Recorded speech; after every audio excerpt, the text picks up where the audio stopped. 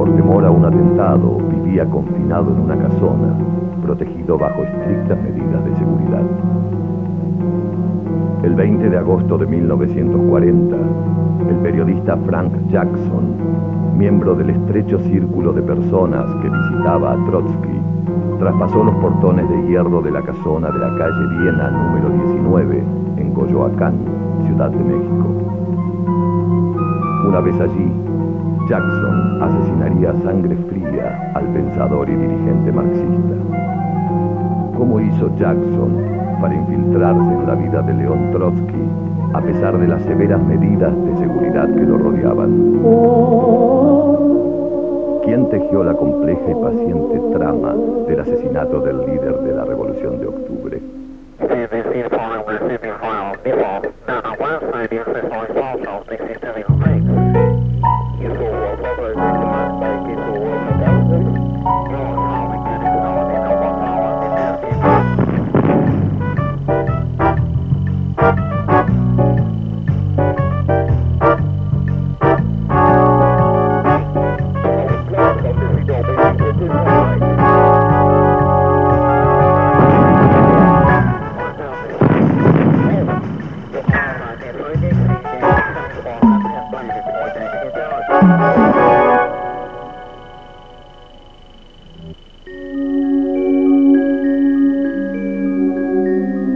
León Trotsky, cuyo verdadero nombre fue León Davidovich Bronstein, nació en 1879 en Ucrania, una de las regiones del Imperio Ruso.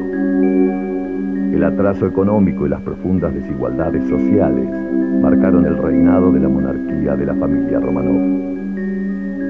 Aunque nacido en el seno de una familia acomodada, a los 17 años, León Davidovich Bronstein entró en contacto con las ideas marxistas y las organizaciones obreras. A los 19 años fue detenido por primera vez cuando transportaba una valija con documentos revolucionarios contrarios al gobierno del zar Nicolás. Fue encarcelado y deportado a Siberia.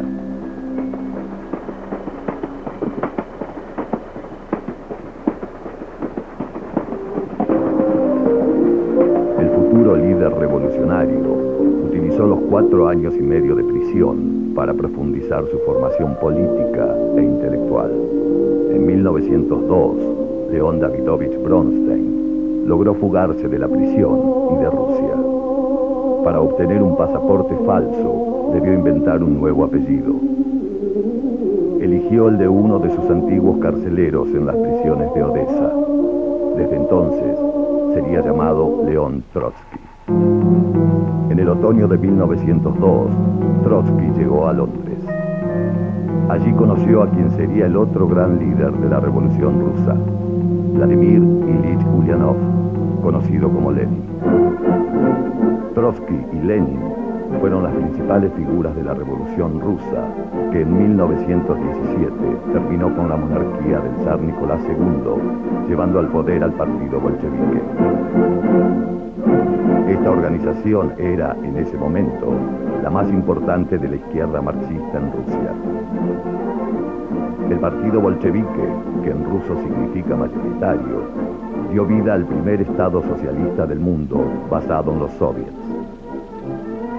Los soviets eran organizaciones de representantes obreros, soldados o campesinos que se reunían para discutir y tomar las decisiones de gobierno.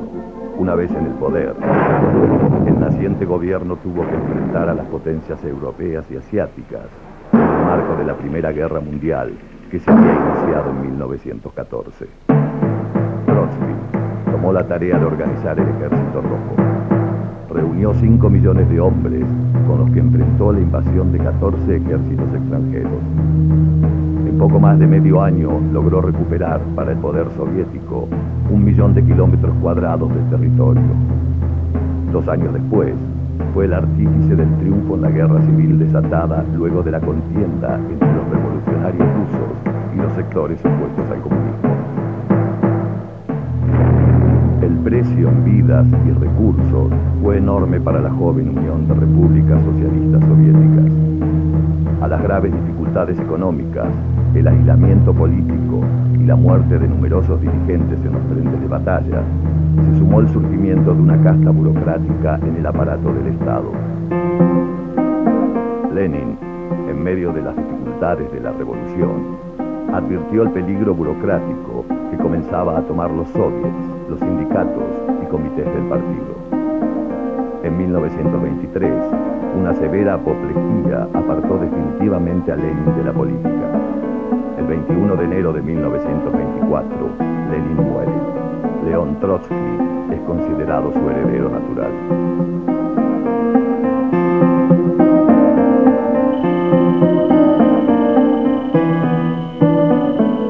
Pero un funcionario de segunda línea, José Stalin, representando la burocracia que comenzaba a surgir, se apoderó de la Secretaría General del Partido Comunista. Trotsky continuó la lucha de Lenin contra la burocratización, agrupando a la llamada oposición de izquierda para enfrentar los manejos totalitarios de Stalin. Stalin impuso en el partido la teoría de la construcción del socialismo en un solo país. La Internacional, organización que nucleaba a los partidos comunistas de todo el mundo, se convirtió en un apéndice de las necesidades del Estado soviético. Enfrentó así la visión de Lenin y Trotsky, que ligaba el avance de la construcción del socialismo en Rusia a la victoria de la revolución a escala mundial. Stalin, para consolidar su poder, eliminó cualquier disidencia. A partir de 1925, inició una campaña de persecución contra quien sabía su principal enemigo, León Trotsky. Se lo acusaba de alentar ideas contrarrevolucionarias. Trotsky fue removido como comisario de guerra y expulsado del Comité Central del partido. Se le prohibió realizar cualquier actividad política hasta que en enero de 1928 fue deportado a Siberia y un año más tarde expulsado de la Unión Soviética. Trotsky, que había dedicado su vida a la Revolución Rusa, fue privado de su nacionalidad y del derecho a regresar a su patria. En los años 30, el control de Stalin sobre la política rusa era absoluto. No obstante, veía como una amenaza a los viejos líderes revolucionarios. Entre 1936 y 1938, en los juicios de Moscú, todos los miembros del Comité Central de los tiempos de Lenin fueron acusados de crímenes contra la revolución y ajusticiados. Trotsky fue condenado a muerte en ausencia. La persecución y vigilancia de los opositores a Stalin no se restringieron a las fronteras rusas. Se extendieron a todo el mundo con el apoyo de los partidos comunistas de cada país. Testimonio de ello es la negativa de 50 naciones a brindar asilo político a León Trotsky. Por escaso tiempo, el líder exiliado halló refugio en Turquía, Francia y Noruega. En el exilio, Trotsky escribió su historia de la Revolución Rusa, la Revolución Permanente y la Revolución Traicionada, donde relataba su visión de la realidad rusa. Las presiones de Stalin hicieron que, una y otra vez, las autoridades de estos países le solicitaran buscar un nuevo asilo. Trotsky continuó trabajando para enfrentar lo que entendía como una apropiación de la revolución socialista por parte de Stalin y su aparato burocrático. Stalin ordenó desaparecer a Trotsky de los libros, las fotografías y las actas de las reuniones. La eliminación de Trotsky se convirtió en una obsesión.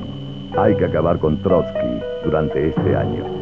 Fue la orden que en marzo de 1939 le dio Stalin en persona a Pavel Sudoplatov. Sudoplatov era el director adjunto del Departamento Extranjero de la GPU y uno de los principales jefes del espionaje soviético en Occidente. A los 60 años, Trotsky era el símbolo de las ideas que habían promovido la revolución de 1917. Un símbolo que Stalin se empeñaba en borrar. El círculo de la persecución se fue cerrando sobre el entorno de Trotsky. Su hija Zinaida se suicidó debido a las presiones de la GPU. León Sedov, su hijo mayor, colaborador de la oposición de izquierda internacional, fue asesinado en febrero de 1938 en París. El hijo menor, Sergei, fue fusilado en secreto en 1938 por negarse a repudiar a su padre. Dos de los secretarios de Trotsky en el exilio, Rudolf Clement y Erwin Wolf, también fueron asesinados.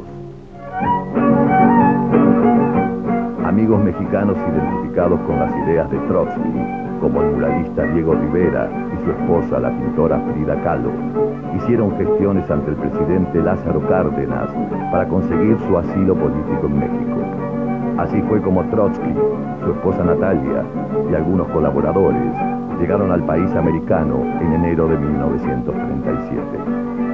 Animado por la bienvenida recibida, escribió: libres por fin de la atmósfera de repugnante arbitrariedad e incertidumbre enervante, encontramos hospitalidad y cortesía a cada paso. En la Casa Azul, propiedad de Frida Kahlo, Trotsky continuó su trabajo de denuncia de los crímenes de Stalin. Se reunió con la Comisión Dewey, un contrajuicio a los juicios de Moscú, presidido por el filósofo estadounidense John Dewey. Allí, León Trotsky refutó todas las acusaciones elaboradas desde Moscú. En esta etapa mexicana, Trotsky puso énfasis en el armado, junto a sus partidarios de distintos países, de una nueva internacional, la Cuarta. Posteriormente, se mudó a la Casa de Viena número 19, ubicada en Coyoacán, Ciudad de México, en la ribera del río Churubusco. Esta residencia, que sería su última morada, se fortificó para impedir el anunciado ataque de los servicios secretos soviéticos. El director del Departamento Extranjero de Inteligencia ruso, Pavel Sudoplatov, respondiendo directamente a Beria, jefe de la GPU, y a Stalin, encomendó la delicada misión de eliminar a Trotsky a dos probados agentes. El de mayor rango se hacía llamar Roberts y actuaba en Estados Unidos con la cobertura de ser delegado ruso de la Cruz Roja en Nueva York y Chicago. Se trataba del espía soviético Dr. Gregory Rabinovich. El segundo era llamado Carlos Contreras desde la Guerra Civil Española. Su verdadera identidad era Vittorio Vidali. Había militado activamente en Italia, Francia y la Unión Soviética, donde ganó la confianza de los jefes de la Internacional Stalinista, el Comintern. En la Guerra Civil Española fue nombrado comisario político y comandante en el V Regimiento y se convirtió en uno de los principales agentes ejecutores de la GPU. Llegó a México desde antes del final de la Guerra Civil en 1939. La dirección de la ejecución recayó en un alto oficial de la GPU que también había servido durante la Guerra Civil Española. Su especialidad era el espionaje y el terrorismo. En los círculos restringidos se le llamaba Kotov o General Leonov, pero su verdadero nombre era Nahum Eitingon.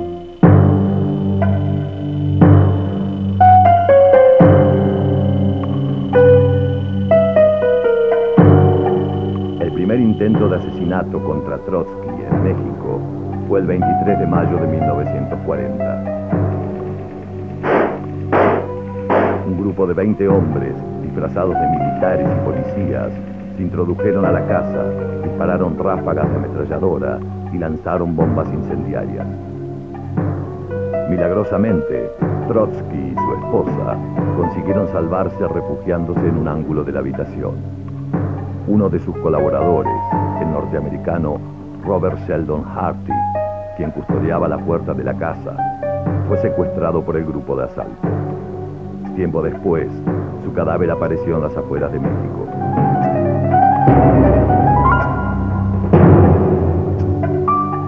Contreras puso al frente del grupo de asalto al famoso pintor comunista David Alfaro Siqueiros. La investigación de la policía mexicana reveló que dos mujeres, contratadas por el secretario de Siqueiros, habían mantenido romances con los policías que custodiaban las afueras de la casa para seducirlos y permitir su captura. De los hombres que tomaron parte en el asalto, a pesar de las pruebas y las detenciones, ninguno fue encarcelado. Después del fracaso del atentado, Rabinovich, temiendo ser conectado con el operativo, se trasladó a los Estados Unidos. Contreras continuó en México, resguardado por sus poderosos contactos.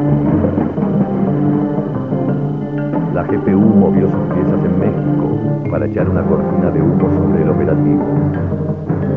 El líder sindicalista Lombardo Toledano y el jefe comunista Hernán Laborde acusaron a Trotsky de fraguar un autoatentado y exigieron su expulsión del país. Trotsky continuaba con vida. Rabinovich, presionado desde Moscú por Sudoplatov, decide jugar su última carta. Se encontraban en México su amante Caridad del Río y el hijo de esta, Ramón Mercader. Ambos eran comunistas españoles y miembros de la GPU. En la Guerra Civil Española, Caridad Mercader militó en el Partido Socialista Unificado de Cataluña. Fue jefe de una brigada en el frente de Aragón. Su hijo Ramón fue nombrado teniente y comisario político. El decidido accionar de Caridad la colocó bajo protección de Erno Gueró, representante del Comintern y de la GPU en Cataluña. Este influyente agente soviético la reclutó para las acciones de espionaje en las que ella introdujo a su hijo Ramón. Naum Eitingon conoció a ambos gracias a Gueró. Caridad y Eitingon trabaron una relación amorosa. Eitingon envió a su agente Ramón Mercader a París con la misión de esperar un importante contacto. En 1938, Gregory Rabinovich ordenó a la militante comunista Ruby Bile, infiltrada en los círculos trotskistas de Estados Unidos, entrar en relación con Silvia Aguelov, hermana de Ruth, antigua secretaria de Trotsky en Coyoacán. Aprovechó para ello la antigua amistad de Bile con las hermanas de origen ruso. En junio, Silvia y Ruby viajaron a París. Ruby le presentó a Aguelov, un supuesto estudiante de periodismo de la Sorbona, hijo de diplomáticos belgas de buena posición económica. Su nombre, Jacques Mornard. La relación entre la hermana de la ex secretaria de Trotsky y el supuesto estudiante de periodismo creció en Europa hasta consolidarse como pareja. Silvia volvió a Estados Unidos con la promesa de casamiento por parte de Mornard. A mediados de 1939, Mornard visitó a su prometida Silvia en Nueva York, explicándole que escapaba de la guerra con un pasaporte falso a nombre de Frank Jackson y que partiría a México por un trabajo. En enero de 1940, Silvia Aguelov se reunió con Mornard en México. En Coyoacán, la pareja hizo amistad con Alfred y Marguerite Rosmer. Este matrimonio francés compartía la casa de Trotsky y se encargaba de la custodia de su nieto. A finales de marzo, Silvia debió regresar a Nueva York y, acompañada de Jackson, fue a despedirse de los Trotsky. Era la primera vez que el futuro asesino penetraba en la casa de Trotsky.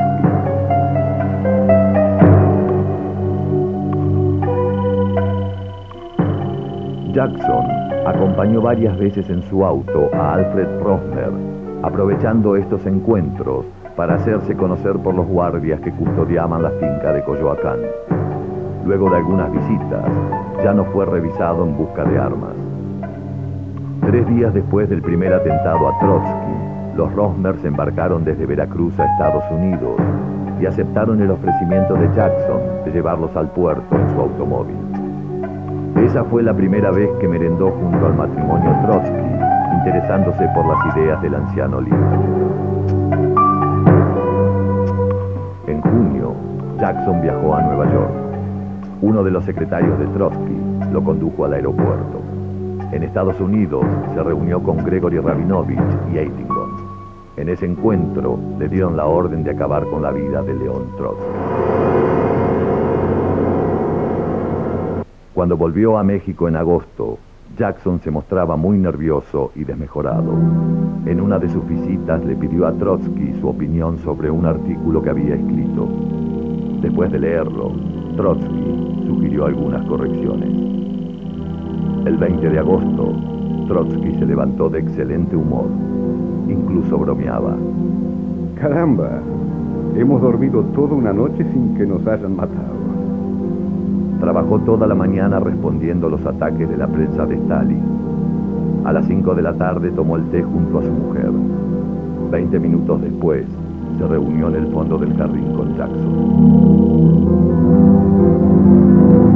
El agente de la GPU llegó en su auto a la casona. Su madre, Caridad Mercader, y el mismo Eitingon se estacionaban cerca de la finca, esperando su salida para llevarlo rápidamente al exterior luego del ataque. Según la narración de Natalia, Jackson estaba muy nervioso al llegar a la finca. Le llamó la atención que en un día cálido de sol vistiera impermeable y sombrero. Esta vez Jackson traía su artículo corregido para pedirle a Trotsky que volviera a leerlo. Jackson y Trotsky se dirigieron hacia el escritorio.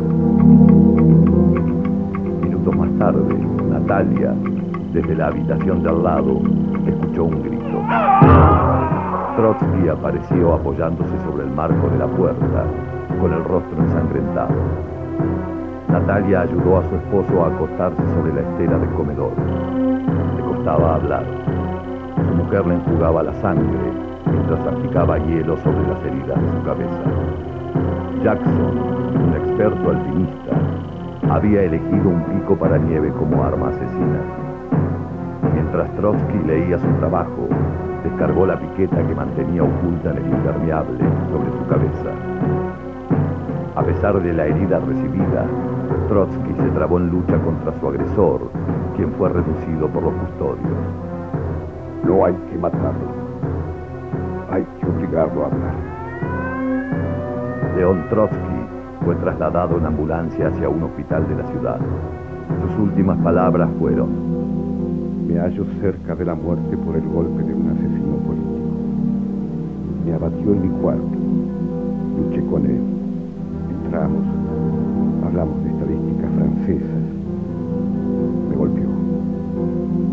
Dígales, por favor, a mis amigos, estoy seguro de la victoria de la Cuarta Internacional. Adelante. Al día siguiente, 21 de agosto de 1940, a las 7:25 de la tarde, moría uno de los líderes de la revolución que cambió la historia del siglo XX. El 22 de agosto, un multitudinario cortejo recorrió las principales avenidas de la ciudad y los barrios obreros tras el ataúd que llevaba el cadáver de Trotsky. Jackson, o Ramón Mercader, fue condenado en México el 16 de abril de 1943 a 20 años de prisión. Era la máxima pena en aquella época. Ni en el proceso judicial ni en prisión reveló su verdadera identidad. Al cumplir su condena en 1960, a los 47 años, regresó a Moscú. El gobierno lo condecoró con la máxima distinción, héroe de la Unión Soviética. El decreto que le concedió tal distinción, firmado pero no publicado, está a nombre de Ramón Ivanovich López. Pasó sus últimos años en Cuba, donde murió en 1976. Sus cenizas fueron trasladadas a la Unión Soviética. En el cementerio de Kuntsevo, entre cientos de tumbas, se encuentra una lápida que reza: aquí yace Ramón López, héroe de la Unión de Repúblicas Socialistas Soviéticas. La firma del asesino de León Trotsky salía así a la luz.